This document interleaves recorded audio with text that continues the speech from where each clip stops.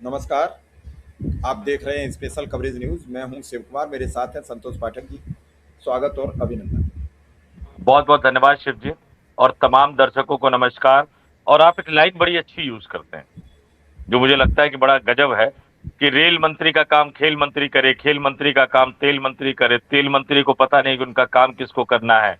और उसमें आप गडकरी भी जोड़ लीजिए, बाकी सब भी जोड़ लीजिए।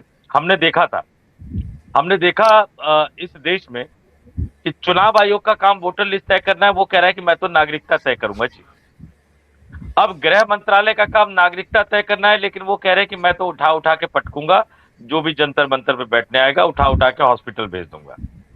आज हम हॉस्पिटल भेजूंगा। कल जिस तरह से सोनम वांगचुक के साथ किया गया, अमित शाह पश्चिम बंगाल की धरती पर थे, लेकिन एक बड़ा बवाल खड़ा हो गया है। 24 घंटे बाद शिव जी, मतलब 25-26 घंटे बाद, चूंकि कल संसद का मानसून सत्र शुरू होने वाला है, आज सरकार ने सर्वदलीय बैठक बुलाई है।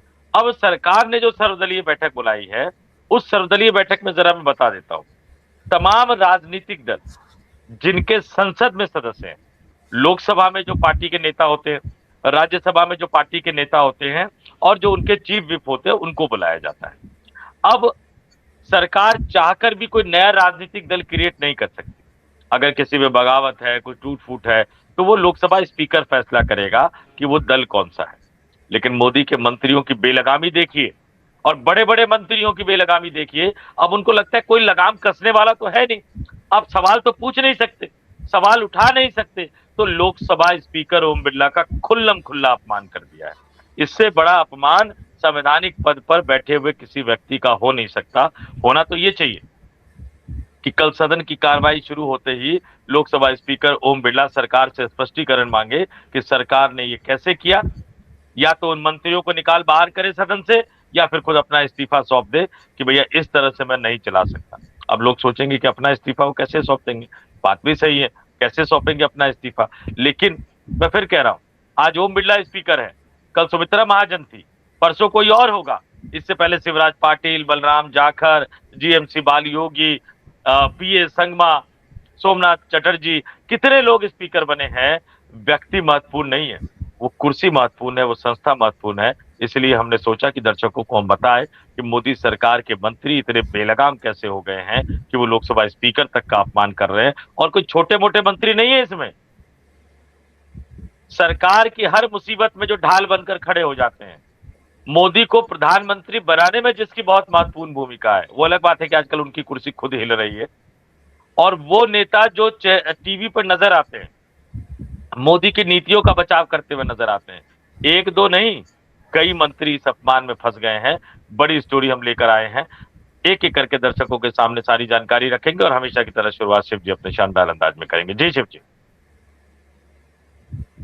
संतोष जी, अभी इस समय जैसे अभी सभी राज्यों में चुनाव आया, चुनाव जीत लिया, बीजेपी के लिए बड़ा अच्छा सुखद अनुभव चल रहा था। और उसके बाद नीट का पेपर ऐसा लीक हुआ कि उसने पूरी पटरी लीक से उतार दी है। दल तोड़ दिए, सब कुछ तोड़ दिए। और अगर इसके बाद संसद में विधेयक पास नहीं हो पाया संतोष जी, तो फिर भाजपा को यहां बहुत ज्यादा मुंह की खानी पड़ेगी। आपको बता दें, इस विधेयक को रोकने के लिए विपक्ष को अभी भी लगभग 200 सांसदों की जरूरत रहेगी। 200 रहेंगे तभी यह विधेयक रुक पाएगा। और धीरे धीरे विपक्ष पर अब 200 के आंकड़ा भीतर घुसता चला जा रहा है। भाई, 20 ममता बनर्जी के निकल गए, 6 उद्धव ठाकरे के निकल गए, 8 शरद पवार के इधर उधर हो रहे हैं। पत्रकार तो उसे सम्मिलित करा रहे हैं, लेकिन अभी तक वो इंडिया गठबंधन के साथ बनी हुई है पार्टी। अगर ऐसे में 8 इधर बने रहते हैं और डीएम के इधर साथ खड़ी हो जाती है, तो मोदी के ये सपने चकनाचूर हो जाएंगे और फिर चढ़ावा चोरी पर हिसाब देना पड़ेगा। मैं तो ये कह रहा हूं, विद्रोह हो जाए संसद में और प्रत्येक हिंदू सांसद से ये सवाल किया जाए कि चढ़ावा चोरी पर आपकी क्या रिपोर्ट है, ये नीचे तक जाएगी खबर। शिव जी, तोते उड़ जाएंगे, तोते उड़ शिव जाएंगे जी, हाथ। शिव जी, एक जमाना था जब पार्लियामेंट कवर करने वाले पत्रकार, मैं सिर्फ अपनी बात नहीं, बहुत सारे पत्रकार थे जो नेताओं से इस तरह के सवाल पूछते थे। आज अगर आपने सवाल पूछ लिया, आपका पास कैंसिल हो जाएगा, पार्लियामेंट कवर आपको नहीं करने दिया जाएगा। वो कोरोना वाला प्रोटोकॉल अभी तक लागू करके रख रहे हैं, सबको नहीं बनाते हैं। लेकिन एक चीज, नंबर गेम जो आपने शिवसेना उद्धव ठाकरे की पार्टी का जिक्र किया, देखिए होता क्या है, आपने ये देखा होगा कि जब टीएमसी से लोग टूटे, सुदीप बंदोपाध्याय और बाकी लोग, किससे जाके मिले? वो लोकसभा स्पीकर से जाके मिले। उद्धव ठाकरे की पार्टी के सांसद टूटे तो किससे जाके मिले? लोकसभा स्पीकर से जाके मिले। शिकायत करने के लिए तृणमूल कांग्रेस के नेता अभिषेक बनर्जी गए, किससे मिले? लोकसभा स्पीकर ओम बिरला से मिले। उद्धव ठाकरे के गुट के नेता मिलने गए तो किससे मिलने गए? लोकसभा स्पीकर से मिलने गए। प्रधानमंत्री से मिलने नहीं गए थे। क्यों? क्योंकि कौन सा दल जो सांसद छोड़ के जा रहा है, तोड़ के जा रहा है, वो वैलिड है या नहीं, ये फैसला लोकसभा स्पीकर करते हैं। राज्यसभा में जब राघव चड्ढा छोड़ के गए थे तो वो राज्यसभा के सभापति से मिले थे। ये तय करना स्पीकर का काम है, अब सरकार तय करने लग गई। और सरकार ने सिर्फ तय ही नहीं किया, खुल्लम खुल्ला लोकसभा स्पीकर ओम बिरला के फैसले को चैलेंज कर दिया। आज दिन भर स्पीकर साहब बैठक करते रहे। फैसला क्या करना था उनको कि उद्धव ठाकरे की पार्टी छोड़कर जो 6 लोकसभा सांसद जिन्होंने एकनाथ शिंदे की पार्टी में शामिल होने का रिक्वेस्ट दिया है, उनको मान्यता दी जाए या ना दी जाए। और दूसरा क्या फैसला करना था? तृणमूल कांग्रेस से जो 20 सांसद टूटकर अलग हुए थे, अलग एक अनाम सी बेनाम सी पार्टी में शामिल हो गए थे, उस पार्टी को मान्यता दी जाए या ना दी जाए। लोकसभा स्पीकर शाम तक फैसला नहीं कर पा रहे थे, लेकिन लोकसभा स्पीकर के फैसला करने से पहले ही सरकार ने मान्यता दे दी। अब राजनीतिक दलों को सदन के अंदर मान्यता देने का काम एक तो पहले जनता करती है कि भाई कौन से राजनीतिक दल कितने जिता कर ले जाएंगे। जब वो चले जाते हैं, उसमें जो टूट फूट होती है, उसमें से किसको मान्यता देनी है नहीं देनी है, वो काम लोकसभा स्पीकर करते हैं। प्रधानमंत्री ने कहा नहीं नहीं, स्पीकर कौन होते हैं? अब पता नहीं प्रधानमंत्री ने कहा कि उनके मंत्रियों ने कहा, उन्होंने अपने आप मान्यता दे दी उन्होंने नई पार्टी को। सबसे पहले मैं आपसे आग्रह करूंगा, वरिष्ठ पत्रकार हैं अखिलेश शर्मा एनडीटीवी के, अब एनडीटीवी अदानी मीडिया तो जरूर हो गया है, लेकिन ये जो है लंबे समय तक ये कवर करते रहे और बहुत ही एक तरह से आप कह लीजिए कि बहुत ही समझदार पत्रकारों में, हालांकि मुझसे सीनियर है तो मैं जज करने के लायक नहीं हूं, लेकिन बहुत ही समझदार पत्रकारों में गिने जाते हैं। और सबसे बड़ी बात क्या है शिव जी, अगर पत्रकार सिर्फ खबर ही बताता रहे, अगर पत्रकार सिर्फ खबर ही सामने रख दे, तो भी लोगों को सरकार की मंशा समझ में आ जाती है, तो भी लोगों को समझ में आ जाता है कि आखिर सरकार करना क्या चाहती है, चाहती क्या है। ये लोकसभा के नए सांसदों की लिस्ट है और इसमें लिख रहे हैं अखिलेश शर्मा, शिवसेना ने स्पीकर ने शिवसेना यूबीटी के 6 सांसदों के शिवसेना में विलय को मंजूरी दे दी है, ये मंजूरी वाला है। और लेकिन टीएमसी के 20 सांसदों के एनसीपीआई में विलय पर अभी फैसला नहीं है, हालांकि स्पीकर ने उनकी टीएमसी से अलग होने की अपील को मान लिया है। इसको हटाते हैं शिव जी। अब इसमें 2-3 चीजें हैं, अगर वो अलग से लेटर हो तो ठीक है, नहीं तो रहने दीजिए, मैं इसको एक्सप्लेन कर देता हूं। इसमें क्या है कि जो उद्धव ठाकरे की पार्टी के 6 सांसद छोड़ के गए थे, उन 6 सांसदों को स्पीकर ने जो है वो शिवसेना जो एकनाथ शिंदे वाली पार्टी है उसमें शामिल कर दिया है और शिवसेना एकनाथ शिंदे वाली पार्टी के 13 सांसद हो गए। पहले नंबर पे भाजपा है, दूसरे नंबर पे कांग्रेस है, तीसरे नंबर पे समाजवादी पार्टी है, चौथे नंबर पे टीएमसी है टूटने के बावजूद, 5वें नंबर पे डीएमके है, छठे नंबर पे तेलुगु टीडीपी है और शिवसेना 13 सांसदों के साथ। और उद्धव ठाकरे की पार्टी के जो सांसद हुआ करते थे पहले 9, अब वो घटकर जो है वो 3 रह गए। ये मान्यता दे दी उन्होंने, बहुत अच्छी बात है, मान्यता दे दी।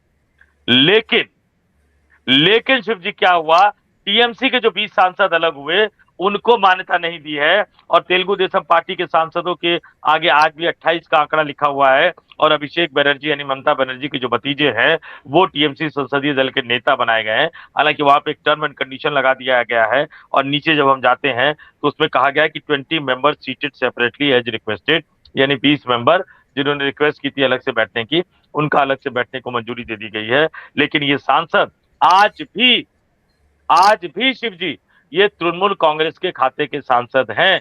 स्पीकर ने अभी तक अलग गुट को मान्यता नहीं दी है और अब आप वो लेटर दिखा दीजिए कि सरकार कैसे मजाक उड़ा रही है, वो दर्शकों को समझ में आ जाए किस तरह से लोकसभा स्पीकर के अधिकारों को चैलेंज किया जा रहा है। ये लेटर जो है ये किरण रिजिजू ने लिखा है, संसदीय कार्य मंत्री है और किसको लिखा है? सुदीप बंदोपाध्याय को। और सबसे नीचे अगर आप चले जाएंगे तो लिखा है Sudip Bandopadhyay, member of parliament Lok Sabha and leader in Lok Sabha NCPI. NCPI का कोई नाम लोकसभा के रिकॉर्ड में तो दर्ज ही नहीं है। स्पीकर ने इस दल के संसदीय दल को मान्यता ही नहीं दी है, और इस संसदीय दल के इस पार्टी के नेता के तौर पर आपने सुदीप बंदोपाध्याय को आमंत्रित किया है। और एक तो होता है कि अनजाने में अपराध हो जाए, ये जानबूझकर किया गया अपराध है। दर्शकों से कहूंगा पहला पैराग्राफ पढ़े, ये मंत्री जी क्या लिख रहे हैं? Recently you along with 90 other members of parliament have joined National Citizens Party of India and have already requested the honourable speaker Lok Sabha for recognisation which is under his consideration. अब कुछ कहने की बात नहीं है। मंत्री लिख रहे हैं कि सुदीप जी, आपने 19 अन्य सांसदों के साथ पार्टी तोड़ी और एक नई पार्टी में आप शामिल हो गए, और आपने लोकसभा स्पीकर से मिलकर रिक्वेस्ट भी किया था, और वो रिक्वेस्ट अभी भी अंडर कंसिडरेशन है। लोकसभा स्पीकर ने फैसला नहीं किया है इस एनसीपीआई को मान्यता दी जाए कि ना दी जाए, लेकिन भारत सरकार के मंत्री किरण रिजिजू सुदीप बंदोपाध्याय को इन्होंने आज जो मीटिंग होने वाली है 11 बजे सर्वदलीय बैठक, उस सर्वदलीय बैठक के लिए आमंत्रित कर दिया है। कौन सी पार्टी के नेता के तौर पे शिव जी? एनसीपीआई के नेता के तौर पे, जिसको लोकसभा स्पीकर ओम बिरला ने मान्यता नहीं दी, यानी सरकार मान्यता दे रही है। और इसमें 3 मंत्री दोषी है, सीधे तौर पर 3 मंत्री दोषी हैं। संसदीय कार्य मंत्री किरण रिजिजू, जिनका मंत्रालय ये सर्वदलीय बैठक बुलाता है, और दूसरा इनका डिप्टी जो संसदीय कार्य मंत्रालय में राज्य मंत्री हैं और कानून मंत्री स्वतंत्र प्रभार हैं, अर्जुन राम मेघवाल। अधिकारी रहे हुए हैं, कानून की समझ है, पार्लियामेंट्री प्रोसीडिंग की समझ है, फिर भी ये गलती जानबूझकर की गई। और तीसरे सबसे बड़े नेता जो हर संकट के समय सामने आ जाते हैं, किसानों का आंदोलन हो तो वो आगे हो जाते हैं, नीट वाला मामला हो तो वो आगे हो जाते हैं, कई जगह वो सरकार के समर्थन में खड़े होते हुए नजर आते हैं। राजनाथ सिंह, लोग चौंक जाएंगे, राजनाथ सिंह ऐसी गलती कैसे कर सकते? सर्वदलीय बैठक में आमतौर पर नेता सदन यानी प्रधानमंत्री को जाना होता है। प्रधानमंत्री जी ने बैठकों में जाना छोड़ दिया है, क्योंकि जवाब देने की आदत उनकी रही नहीं है, सवाल सुनने की उनकी आदत रही नहीं है, तो वो डाल देते हैं राजनाथ सिंह पर। राजनाथ सिंह सरकार में नंबर 2 है ऑफिशियली, तक वो नहीं कह रहा हूं मैं, आधिकारिक रूप से वो नंबर 2 है, हकीकत में तो सब कुछ अमित शाह है, लेकिन वो लोकसभा में उपनेता है और इस सर्वदलीय बैठक की अध्यक्षता राजनाथ सिंह करते हैं। आज भी जो सर्वदलीय बैठक होने वाली है कुछ घंटे बाद, उसकी अध्यक्षता भी राजनाथ सिंह करेंगे। ये किस किस को न्योता भेजा जाना है वो राजनाथ सिंह को दिखाया जाता है। तो राजनाथ सिंह, किरण रिजिजू, अर्जुन राम मेघवाल, इन तीनों ने लोकसभा स्पीकर ओम बिरला द्वारा मान्यता दिए जाने से पहले ही सदन के अंदर एक नए दल को अपने हिसाब से मान्यता दे दी है और उसके नेता को मंजूरी दे दी है। क्या ये लोकसभा स्पीकर का अपमान नहीं है? हमारे देश के लोकतंत्र के मंदिर के सबसे बड़े आसन पर बैठे हुए लोकसभा स्पीकर का अपमान नहीं है? कह नहीं सकता कि बिरला जी जागेंगे कि नहीं जागेंगे, ये तो हमें देखना पड़ेगा कल जब लोकसभा की बैठक शुरू होगी तब। जी शिव जी। संतोष जी, किसकी आत्मा जागेगी और किसकी आत्मा जवाब मांगेगी, ये लोकतंत्र का एक खूबसूरत चेहरा होता है। सबकी आत्मा सो गई है। जिस तरीके से कल से पूरे देश में हाहाकार मचा हुआ है, कोई कह रहा धरना गलत उठ गया, कोई कह रहा है सही उठ गया, कोई कुछ सवाल कर रहा है, और सवालों के घेरे में फंसा पड़ा है पूरा मामला। तो निश्चित रूप से एक बात तो समझ में आ रहा है कि सब कुछ ठीक नहीं चल रहा है। बीमारी तो है, कोई अंदर गड़बड़ा रहे। जैसे आदमी ज्यादा बीमार होता है तो कहते हैं अरे भैया अब उसका मन घबरा रहा है, हमें लग रहा है उसकी गाय वाय पुजवा दो, अब वो अनंत यात्रा पर निकल जाए। ऐसे ही बीजेपी का मन अंतर्मन घबरा रहा है, इसकी गाय वाय की पूजा हो जानी चाहिए। क्योंकि जंतर मंतर पर जो हुआ, नीट के पेपर को लेकर जो हुआ, कल राहुल गांधी की इतनी बड़ी जो खबर थी वो आज कल बांगचुंग के नाम पर शहीद हो गई खबर पूरी। जो खबर बनती कि देहरादून में उमड़ा जनसमूह, एक वहां गायिका बुलाई गई पंजाब से, फिर भी भीड़ नहीं रोक पाई राहुल के प्रोग्राम में, क्योंकि बच्चे थे तो गायिका की तरफ ज्यादा चले जाते हो, गायिका का फ्री पास कर दिया गया था, लेकिन बच्चे नहीं गए, बच्चे राहुल के पास पहुंच गए। उसके बाद जब राहुल आ रहे थे तो वहां पेड़ को लेकर एक धरना प्रदर्शन चल रहा था, वो लोग मिल गए, आज बड़ी तादाद में वो पेड़ों के पास पहुंच गए, सरकार ने पेड़ काटने का अभियान रोक दिया है। तो जहां राहुल पहुंच रहे हैं वहीं सरकार बैकफुट पर आ गई है। इधर ये मंत्री मोदी जी की खटिया खड़ी कराने पर लगे हुए हैं। पहले पेट्रोलियम मंत्री, फिर शिक्षा मंत्री, फिर इथेनॉल मंत्री, अरे अरे नहीं नहीं वो गडकरी, फिर किरेन रिजिजू साहब, फिर मेघवाल जी, और राजनाथ जी तो उसी दिन चारों खाने चित्त पड़े हैं जब से उनका वीडियो आया है कि मेरे सदन में मेरे देश का एक सैनिक हताहत हुआ, ये सवाल पूछो मुझसे। मेरे देश का एक व्यक्ति हताहत हुआ, मैंने कितने जहाज गिराए ये पूछो मुझसे। विदेश का कितना नुकसान हुआ ये पूछो मुझसे। उनकी सब पोल पट्टी खुल गई जिस दिन वो पहलगाम की बरसी का दिन आया। तो संतोष जी, बुरी तरीके से फंसी सरकार क्या इस तिलिस्म को तोड़कर बाहर निकल पाएगी? लेटर आपने दिखाई सत्य है, खबर दिखाई वो भी सत्य है, फिर असत्य क्या है इसमें? फिर ये जो हमारे पत्रकार साथी टीवी से कूद कूद कर बाहर आते रहे, शरद पवार को सम्मिलित करा दिया, टीएमसी में टूट करा दी, और मोहर तो लग नहीं पा रही है। देखिए, टीएमसी वाला मामला बड़ा दिलचस्प है और पता नहीं क्यों लोग बहुत सारी बातें कहते हैं। भूपेंद्र यादव पीपल और खेजड़ी वाला मामला लोग कहते हैं, मुझे लगता है ये वाला भी मामला हो सकता है। क्यों हो सकता है? क्योंकि तृणमूल कांग्रेस के जब सांसद टूटने की बात आई, ये सारे लोग कहाँ मौजूद थे? भूपेंद्र यादव के घर पर। और लोकसभा स्पीकर के पास जाने से पहले 3-4 घंटे तक वहां पे विचार मंथन हुआ। अब बीजेपी में सीधे ये लेना नहीं चाहते थे क्योंकि उसमें मुसलमान सांसद भी थे। ये जो नई पार्टी ढूंढी, जिस पार्टी का आगे पीछे सब जो है उस पर कई तरह के सवाल है, इसमें थोड़ा सा संशय की स्थिति। कानूनी रूप से अगर ये जाएगा तो कितना टिकेगा, कितना नहीं टिकेगा, इसमें संशय की स्थिति है। भूपेंद्र यादव का ये फैसला कि एक ऐसी पार्टी जिसका नाम भी किसी ने न सुना हो, उसमें 20 सांसदों का विलय करा दो, ये बिल्कुल उसी तरह का फैसला है कि कल को समाजवादी पार्टी के 37 सांसद में से 25 या 26 टूटे और आप कहो कि उनका विलय हम ओम प्रकाश राजभर की पार्टी में करा देंगे। या एक और पार्टी है, कोई सम्राट सम्राट करके एक और पार्टी है जो पिछले चुनाव में शायद अखिलेश के साथ मिलकर लड़ी थी, जिनको अखिलेश ने गाड़ी गिफ्ट की थी, बाद में अखिलेश ने गाड़ी वापस मांग ली जब वो गठबंधन छोड़ के केशव मौर्य, देव मौर्य। हाँ, इस तरह के कई नेता है, ये बिल्कुल उसी तरह की बात हो सकती है। तो शायद भूपेंद्र यादव पे ये भी फर्क पड़ेगा। लेकिन अब जरा नंबर गेम देख लीजिए, तमाम लोगों को तोड़ ताड़ने के बाद भी कितना आ रहा है। ये लेटेस्ट लिस्ट है जो अभी हमने स्क्रीन पे दिखाई थी। 543 में से 3 खाली है, 540 है, वो हम लोग लगातार कह रहे हैं। एक सांसद भारतीय जनता पार्टी का कम हो गया है। भारतीय जनता पार्टी के 239 सांसद है आज की तारीख इस लिस्ट के मुताबिक। कांग्रेस पार्टी का भी एक कम हो गया है, कांग्रेस पार्टी के 98 सांसद है। अब समाजवादी पार्टी 37 अपोजिशन के साथ है। तृणमूल कांग्रेस, इनके रिकॉर्ड में आज भी 28 है।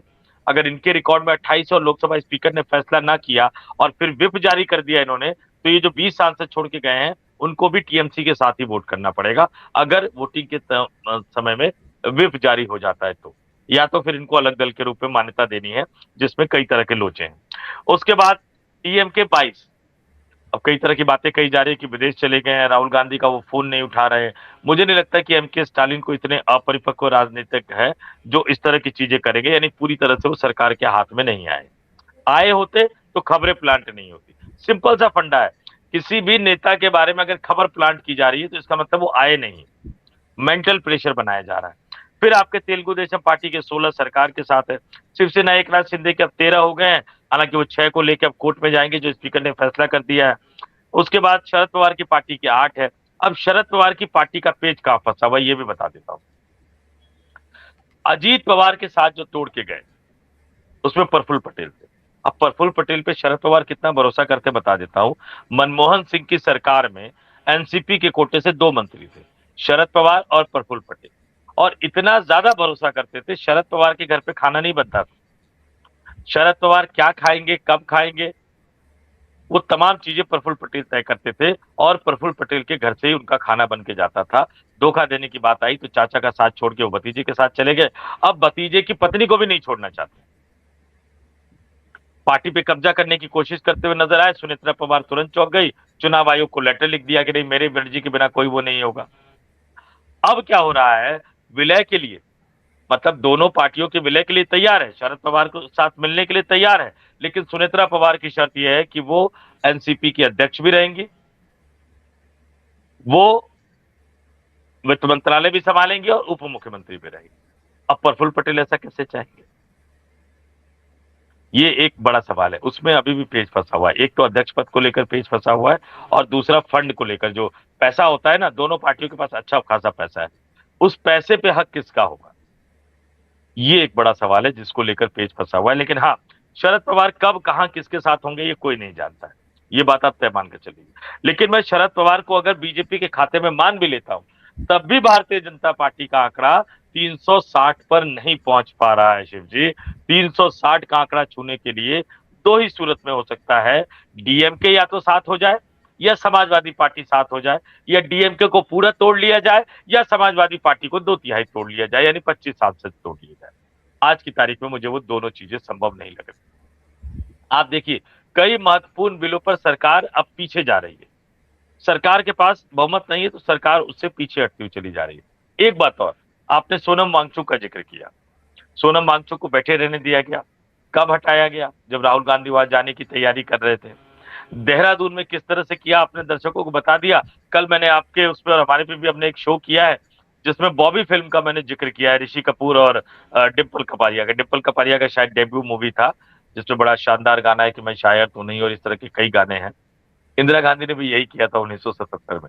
अब विस्तार से उसको यहाँ नहीं बताऊंगा, दर्शकों से कहूंगा वो स्टोरी कल हमारी और आपकी चर्चा वाली जो स्पेशल कवरेज न्यूज पे हुई थी, दर्शक उसको जाके देखे, बड़ी दिलचस्प कहानी। सरकारें इस तरह से डाइवर्ट करने के लिए काम करती, लेकिन अब यहां मसला सिर्फ और सिर्फ एक ही है, आप जो कुछ भी करते रहे, लेकिन क्या लोकसभा के इंस्टीट्यूशन को आप चोट पहुंचाएंगे? आपके बड़े बड़े मंत्री स्पीकर को धत्ता बताते हुए नजर आएंगे, और स्पीकर चुपचाप रहेंगे, तो माफ कीजिए, इस देश के लोकतंत्र के लिए ये किसी काले अध्याय से कम नहीं होगा शिव जी। संतोष जी, अब इस पूरे प्रकरण पर इन सब लिस्टों को जो आपने पढ़ी और सब देखी, अंतिम बस एक छोटी सी टिप्पणी मांग रहे हैं, क्या असर दिखेगा कल सदन में? कल सदन की कार्रवाई जब शुरू होगी तो उससे आधे घंटे पहले, जैसे आमतौर पर आते हैं प्रधानमंत्री मीडिया को संबोधित करने के लिए, वन वे ट्रैफिक होता है, टू वे ट्रैफिक नहीं होता है। मतलब पत्रकार सवाल नहीं पूछ सकते, प्रधानमंत्री आएंगे, अच्छी अच्छी बातें करेंगे और चले जाएंगे। लेकिन हमें यह ध्यान रखना होगा कि जब वो संसद के अंदर अच्छी अच्छी बातें कर रहे होंगे, तो क्या जो लोग सदन को घेरना चाहते हैं, संसद तक पहुंचना चाहते हैं, क्या उन्हें दिल्ली पुलिस संसद तक पहुंचने देगी? इस बात पर नजर रखनी होगी। और सबसे बड़ी बात, विपक्षी दल जो मुद्दे उठाना चाहते हैं, मैं तो बड़ी दिलचस्प चीज बता रहा हूं मैं आपको। कुंभ में भगदड़ हुई, विपक्षी दल कह रहे थे चर्चा कराओ, प्रधानमंत्री ने सो मोटो बयान देके कह दिया कि नहीं। उसके बाद स्पीकर ने कहा नहीं नहीं, प्रधानमंत्री ने बयान दे दिया, अब चर्चा की जरूरत नहीं। देखना होगा कि राम मंदिर चढ़ावा चोरी कांड पे क्या प्रधानमंत्री या सरकार का कोई मंत्री सदन के अंदर बयान देता है? क्योंकि विपक्ष चर्चा की मांग कर रहा है, राम मंदिर चढ़ावा चोरी कांड पे चर्चा की मांग कर रहा है, नीट पेपर लीक पर चर्चा की मांग कर रहा है, सोनम वांगचुक को जैसे उठाया गया उस पर चर्चा की मांग कर रहा है, चाइना की तरफ से, अमेरिका की तरफ से, चाइना जो हमारे देश की सीमा में घुस चुकी है, हमारे जनजातीय समुदाय ने बता दिया अरुणाचल प्रदेश में, उस पर चर्चा की मांग कर रहा है, अमेरिका जिस तरह से बार बार हड़का रहा है उस पर चर्चा की मांग कर रहा है, और अब तो जापान ने भी कह दिया, मोदी के राज्य में बुलेट ट्रेन का ख्वाब किस तरह से दिखाया गया वो भी बोल दिया। विपक्ष के पास चर्चा की भरमार है, और मैं तो सिर्फ इतना ही मानूंगा कि भैया जो भी मुद्दा आ जाए, सरकार जो भी डाइवर्ट करने की कोशिश करे, सोनम वांगचुक लिया है, कोई और वांगचुक लिया है, कुछ और भी लिया है, लेकिन एक चीज नहीं भूलना चाहिए, न विपक्षी दलों को और न इस देश की जनता को, इस देश के सनातनियों को। कम से कम मैं एक सनातनी हिंदू होने के नाते तो इस बात को कभी नहीं भूलूंगा, और बार बार याद दिलाता रहूंगा, राम मंदिर चढ़ावा चोरी कांड का महापाप हुआ है, उन महापापियों को कब जेल की सलाखों के पीछे भेजेंगे? गोपाल राव अयोध्या छोड़कर चले गए हैं, सुनने में आया कि संघ ने कोई और जिम्मेदारी उनको दे दी है, और किस लिए दी है? ताकि वो अपना मुंह बंद रख सके। मुंह तो खुलवाने होंगे ना, चंपत राय का भी खुलवाना होगा, गोपाल राव का भी खुलवाना होगा, अनिल मिश्रा का भी खुलवाना होगा, और जब इन तीनों का मुंह खुलेगा तो किसी और के भी मुंह खोलेंगे। तो हमें इंतजार करना पड़ेगा कि प्रधानमंत्री क्या करते हैं, फिर 11 बजे सदन के अंदर क्या होता है, और क्या विपक्षी दलों को उनका मुद्दा उठाने की इजाजत दी जाती है या नहीं दी जाती है शिव जी।